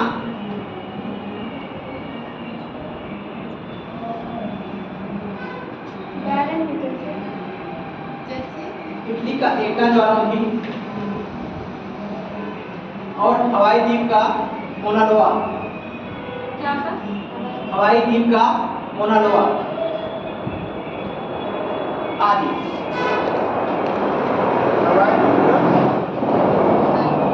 आदि हवाई द्वीप का मोना लोआ सर बैरन जो आइसलैंड है वो भी इसमें ही आएगा ना? नहीं एक्टिव में नहीं आएगा एक्टिव में नहीं आएगा? सर बुक में तो दिया है तो अभी कहाँ निकल रहा उसमें सुसुप्त में रखा जाए ना टूटा तो सक्रिय है और बैरन तो सुसुप्त हो गया। हाँ देखिए लिखिए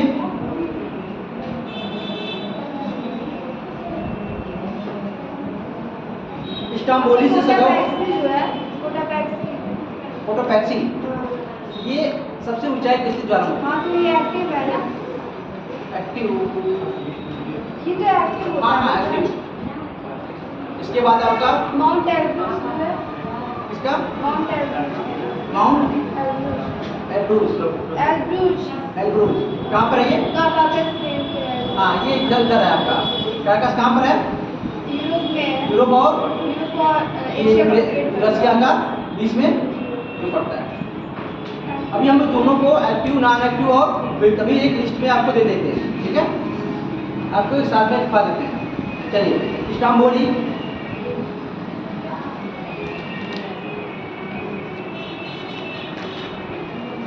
इस्तांबुली से गैसें सदैव निकलती रहती हैं इस्तांबुली से गैसें सदैव निकलती रहती हैं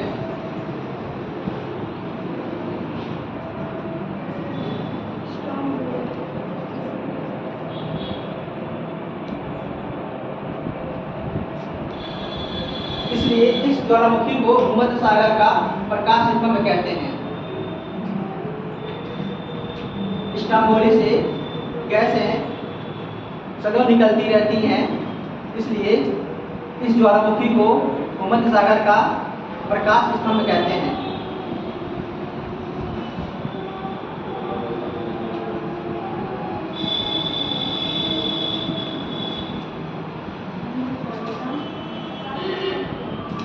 ठीक है फोटोपैक्सी कहाँ पर है? दक्षिण अमेरिका में ये सक्रिय और सर्वाधिक ऊंचाई पर स्थित है ठीक है। इसके बाद आपका एक ओजोन स्लाइडो भी है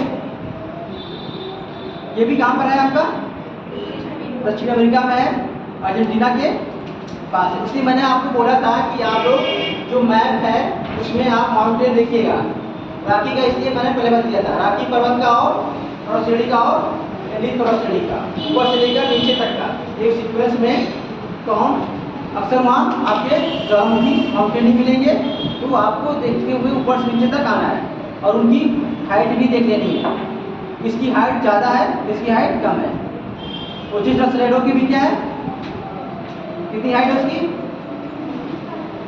मैप में देखिए। ओजिस्टर स्लेडो नहीं पता है,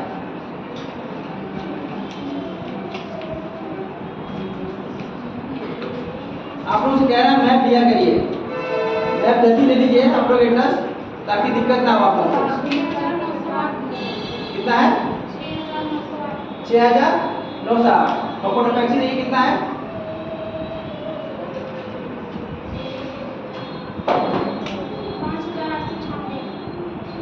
5096। दोनों में क्या है, इसका मतलब ओजिस्टर स्लेडो क्या है, ऊंचाई है, तो थोड़ा सा इसमें सस्पेंस है, इसलिए इसको ध्यान में रखना है।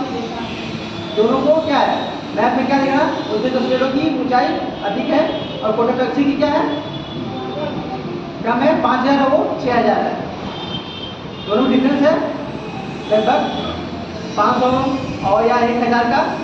इसको अभी हम क्लियर कर देते हैं कौन सा बढ़िया कौन सा ठीक है, मतलब ऊंचाई किसकी अधिक है, कौन सक्रिय कौन सुषुप्त है कौन मृत है, ठीक है। चलिए कोटा टैक्सी हाँ सक्रिय है। आगे लिखिए प्रसुप्त ज्वालामुखी, सुषुप्त या प्रसुप्त ज्वालामुखी। मैं 10 मिनट की देखिए, लेकिन आप लोग एक तरफ देखिए,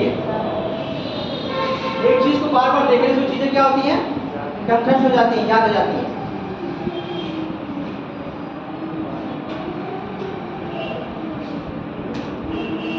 इस प्रकार के ज्वालामुखी में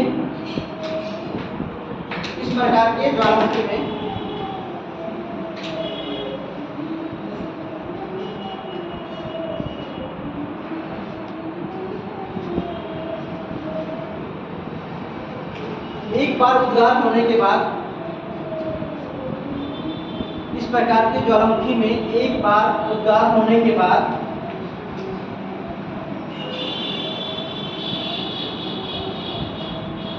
कुछ समय के लिए शांत पड़ जाते हैं, कुछ समय के लिए शांत पड़ जाते हैं।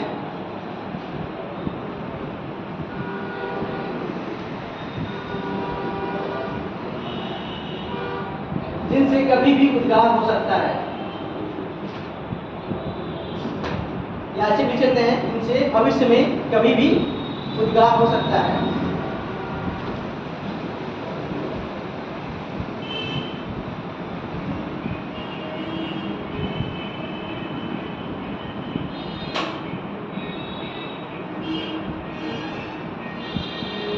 जैसे इटली का वेसुवियस, इटली का वेसुवियस,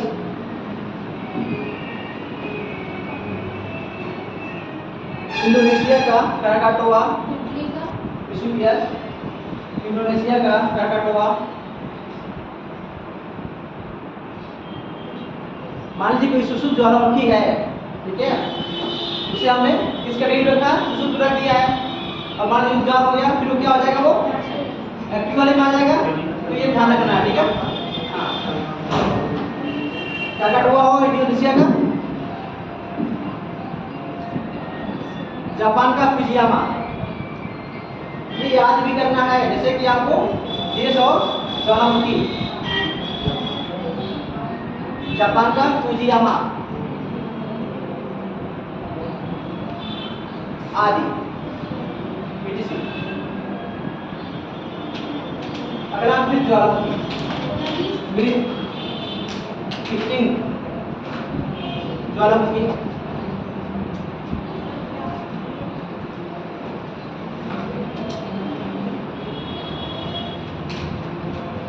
इस प्रकार के ज्वालामुखी में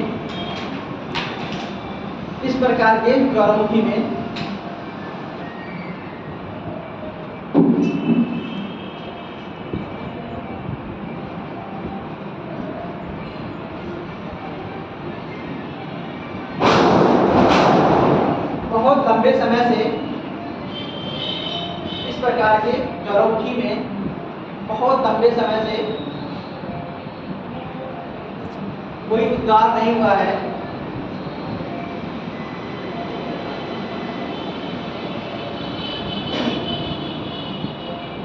उन्हें मृत ज्वालामुखी कहा जाता है। उन्हें मृत ज्वालामुखी कहा जाता है। जैसे ये होता है। अच्छा, क्रेटर और कार्डेरा में क्या डिफरेंस है?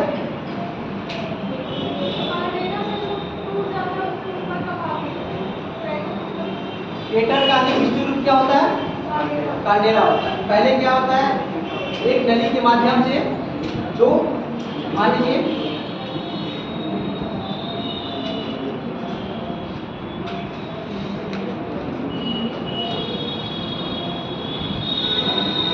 लावा, मान लीजिए यहाँ से क्या हो रहा है? निकल रहा है।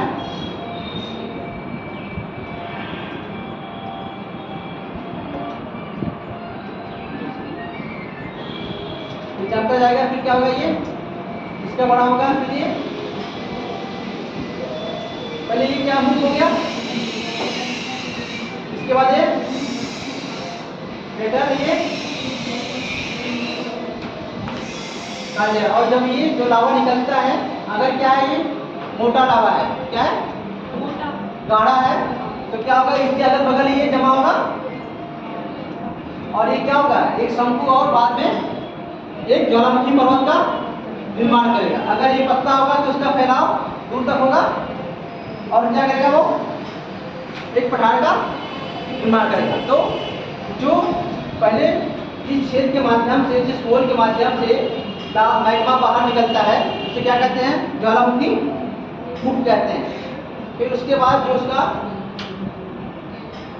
बड़ा साइज जो होता है, उसे ज्वालामुखी क्रेटर कहते हैं।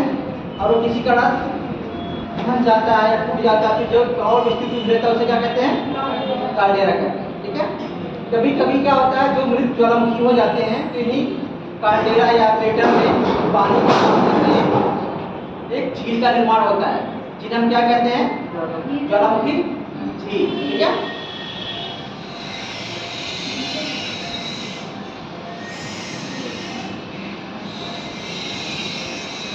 तो क्या लिखा है इसमें? मृत ज्वालामुखी हो गया। इसकी एग्जांपल लिख लीजिए। म्यांमार का पोपा। म्यांमार का पोपा, हाँ, म्यांमार का पोपा ज्वालामुखी।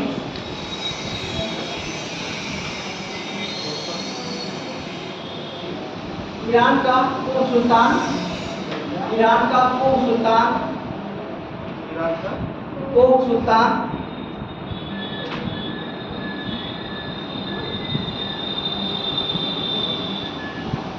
एवं देववंश, देववंश, देववंश, कोह सुल्तान और देववंश दो है। नहीं आया?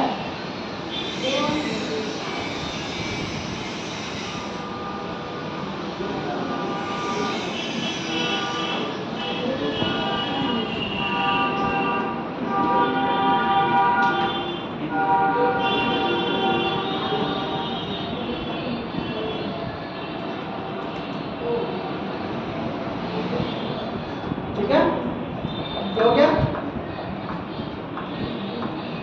इसके बाद हम लोग देखेंगे इससे निकलने वाले पदार्थ, क्या कहते हैं? क्या था?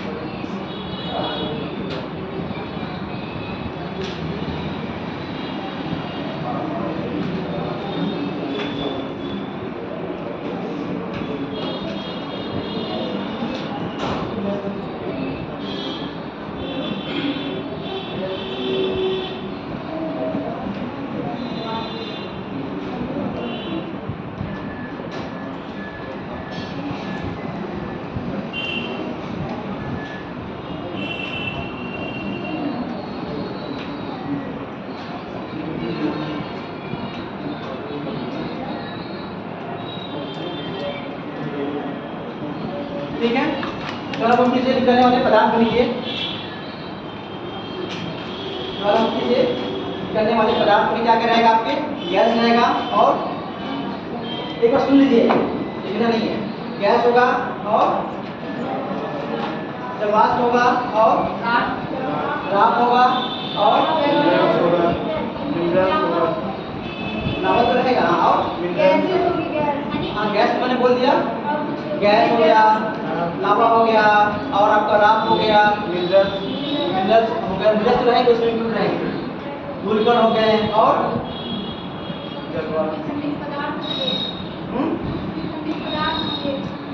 ठीक है। ये हो गए सारे आपके निकलने वाले। गैसों में भी कई तरह के गैसें हैं, ठीक है। 5-6 गैसें निकलती हैं। पदार्थ में आपके बड़े बड़े बोल्डर से लेकर छोटे छोटे पत्थर के टुकड़े मिलेंगे।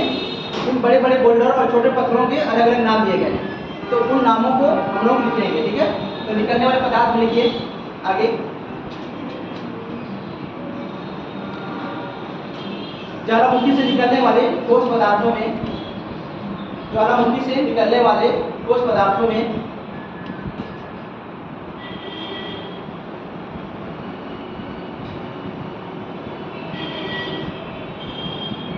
बारीक धूलकण से लेकर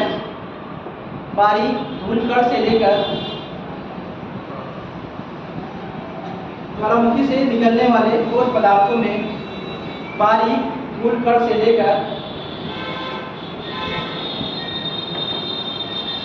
पत्थर के बड़े बड़े टुकड़े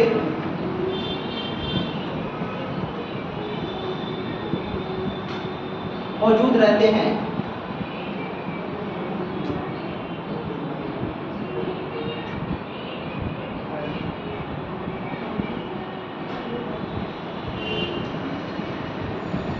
ठीक है। और जो पत्थर के बड़े टुकड़े निकलते हैं उनको क्या कहते हैं हम लोग? पायरोक्लास्ट। ध्यान रखना है, या मेंशन कर लीजिए इसमें गाइड में। जो पत्थर के बड़े बड़े टुकड़े पदार्थ निकलते हैं उन्हें हम क्या कहते हैं? पायरोक्लास्ट कहते हैं। पायरोक्लास्ट ये पूछा गया है इसलिए हम कह रहे हैं आपसे।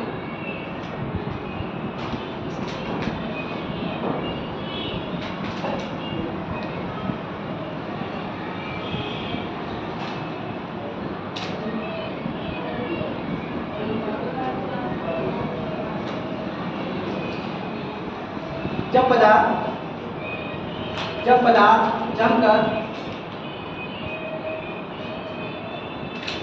पदार्थ जमकर गोलाकार और अंडाकार का स्वरूप लेता है, जब पदार्थ जमकर गोलाकार या अंडाकार का स्वरूप लेता है, आकार लेता है, तो उसे ज्वालामुखी बम कहते हैं। क्या कहते हैं? ज्वालामुखी बम कहते हैं।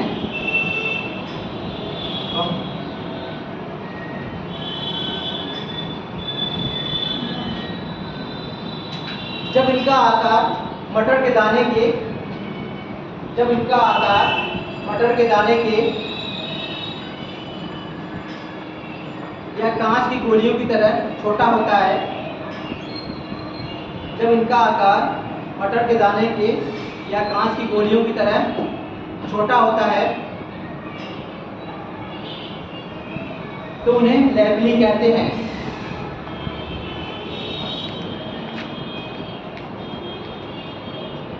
लैपली कहते हैं।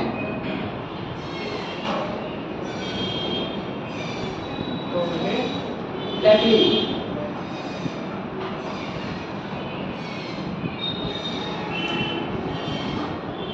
यानी इनसे भी छोटे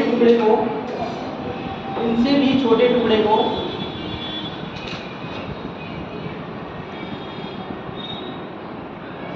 सकोरिया कहा जाता है। इनसे भी छोटे टुकड़े को सकोरिया कहा जाता है।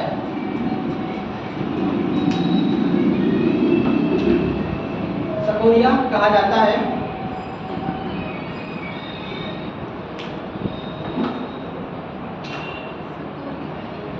सकोरिया। कुछ पदार्थ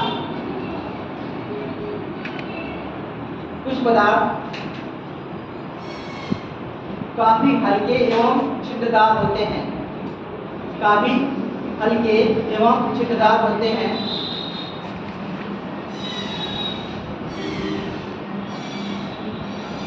जो लावा के झाग से बनते हैं।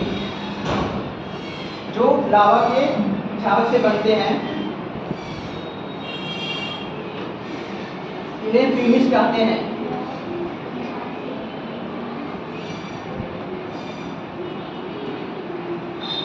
फ्यूमिस कहा जाता है। फ्यूमिस।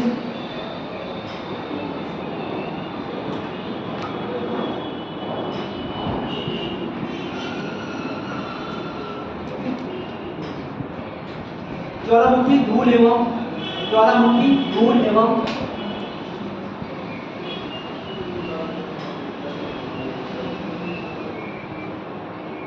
ज्वालामुखी धूल एवं राख और लेपली के राख एवं लेपली। लेपली क्या है जो बताया मैंने?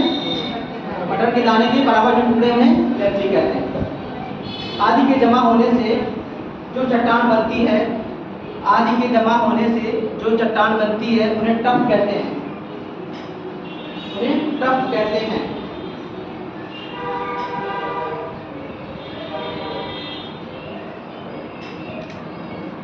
उन्हें टफ टफ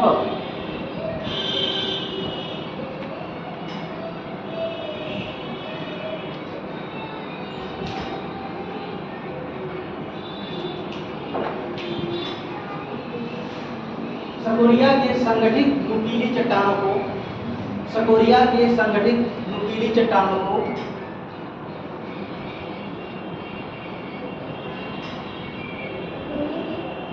ब्रेसिया कहते हैं। ब्रेसिया। सकोरिया के संगठित नुकीली चट्टानों को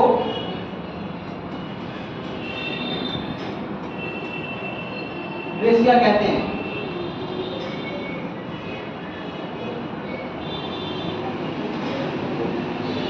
ब्रेसिया।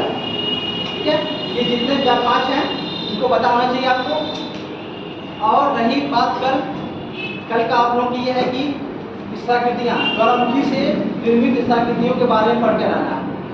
ठीक है, ज्वालामुखी के द्वारा जो भी स्थाकृतियाँ निर्मित हो रही हैं उनको पढ़कर आना है।